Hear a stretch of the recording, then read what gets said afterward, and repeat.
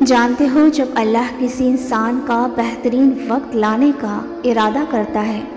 تو کچھ خاص نشانیاں بھی اسے ضرور ظاہر ہوتی ہیں۔ یقیناً تم بہت بے چین ہو چکے ہوگے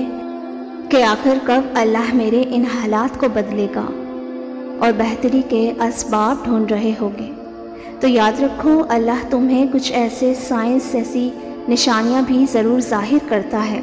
جس پر تم غور نہیں کرتے۔ دیکھو زندگی کتنی ہی مشکل ادوار سے گزر رہی ہو، اگر تمہارا دل اس وقت سچے دل سے یہ اعتراف کرتا ہے نا کہ سب کچھ اللہ کے ہاتھ میں ہے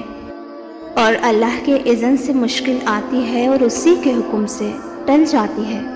تو اللہ تعالیٰ ایسے دل کو فوراً صبر و تسلیم کی توفیق دے دیتا ہے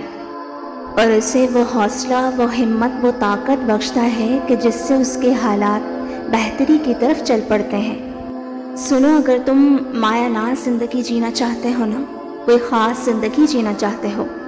تو اپنے مسئلوں میں ہمت کو مضبوط رکھنا اور ہرگز یہ گمان نہ کرنا کہ میرے ساتھ ایسا کیوں ہوا، فلاں کی زندگی میں ایسا کیوں نہیں، فلاں کی زندگی میں اتنے مسائل کیوں نہیں۔ یاد رکھنا عام لوگوں کو اللہ نے اس مقام کے لیے چوز نہیں کیا جو تمہیں دینا ہے،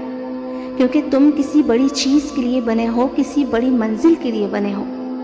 جس کو تم پریشانی سمجھتے ہو وہ ہو سکتا ہے کسی اچھے وقت کا آغاز ہو۔ جب حضرت یوسف علیہ السلام کنویں میں گرائے گئے تھے تو انہیں معلوم نہیں تھا کہ یہ نئے سفر کا آغاز ہے، بادشاہت کا سفر۔ یاد رکھو جہاں ایک دور ختم ہوتا ہے نا، وہیں سے دوسرے دور کا آغاز ہوتا ہے۔ جانتے ہو جب تم اپنی بیس کو سپر نیچرل بناتے ہو اور اپنے بیسک اسٹرکچر کے اندر یہ چیز لاتے ہو نا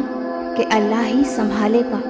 تو جان رکھو یہ بھی ایک بہترین وقت آنے کی نشانی ہے۔ نبی کریم صلی اللہ علیہ وسلم نے فرمایا، جب تمہارا ایمان اس بات پر ہو کہ جو رب کرتا ہے وہی تمہارے حق میں سب سے بہتر ہوتا ہے تو اللہ بھی اس سے راضی ہو جاتا ہے۔ سنو، اگر تم کسی ایسے فیز سے گزر رہے ہو یا کوئی ایسی مشکل تم پر آئی ہے، کسی نے دھوکہ دیا یا کوئی دکھ دے رہا ہے، یا جو چیز تم چاہتے ہو وہ تمہیں نہیں مل پا رہی، یا تم کسی بھی ایسی انزائٹی سے گزر رہے ہو، تو تم نے صرف یہ تصور کرنا ہے کہ جو مشکل مجھ پر آئی ہے نا، یہ صرف کچھ وقت کے لیے آئی ہے، کیونکہ دنیا عارضی ہے تو مشکلات بھی عارضی ہیں۔ لہٰذا تم غموں اور دکھوں میں خود کی ایسی حالت ہرگز نہ کیا کرو جیسے ایک بے لنگر جہاز موجوں کے ساتھ بہتا چلا جاتا ہے اور کہیں قرار نہیں پکڑ سکتا۔ تمہیں تو یہ یقین ہونا چاہیے کہ آندھی ہو یا طوفان، تمہارا رب تمہیں کنارے تک لے کر ہی جائے گا۔ یاد رکھو اگر کسی چیز کی چاہت اتنی بڑھ جائے نا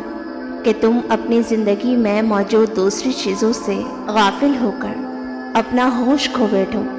تو اس کا مطلب تم اللہ پر یقین کھو بیٹھے ہو۔ تم کیوں کرتے ہو ایسا،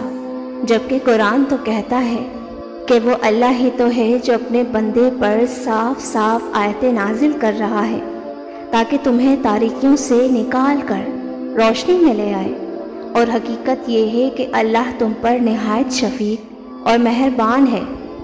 تو پھر تم دور کر لو اپنے دل سے ہر طرح کے شک کو اور ہر طرح کے غم کو اور مایوسی کو، کیونکہ اللہ تعالیٰ تمہیں کمزور نہیں بلکہ طاقتور بنانا چاہتا ہے۔ جانتے ہو بہترین وقت شروع ہونے کی سب سے بڑی نشانی تو یہ ہے کہ جب تم اپنے سینے میں اس غم کو بھی جگہ دیتے ہو جو اس خوشیاں دینے والے رب نے تمہیں محض آزمانے کے لیے دیے، اور پھر ضبط کے بندھن باندھ کر تم اپنی ذات کو فنا کر کے عاجز ہو جاتے ہو، تو یہ نشانی ہے کہ اللہ تمہارے حالات کا رخ بہت بہترین راستوں پر موڑنے والا ہے۔ جانتے ہو اللہ تو مسلسل انسان کو یہ یاد دہانی کرواتا رہا ہے کہ وہ ان چیزوں کی فکر نہ لے جو اس کے اختیار سے باہر ہیں، اور ان کا خوف نہ کھائے جن چیزوں کے بارے میں وہ مسلسل سوچتا رہتا ہے۔ اللہ فرماتا ہے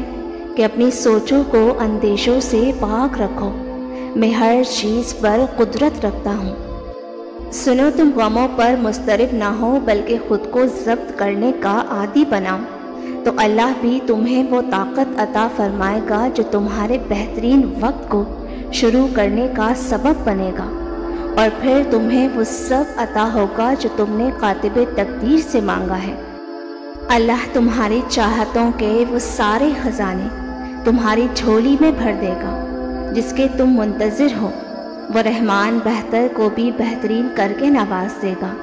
وہ تمہارے غموں کے اس سفر کو خوشیوں کی منزل بنا دے گا انشاءاللہ۔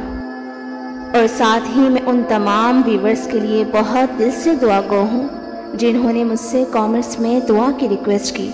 اللہ تعالیٰ ان کی زندگی میں اتنی خوشیاں عطا کر دے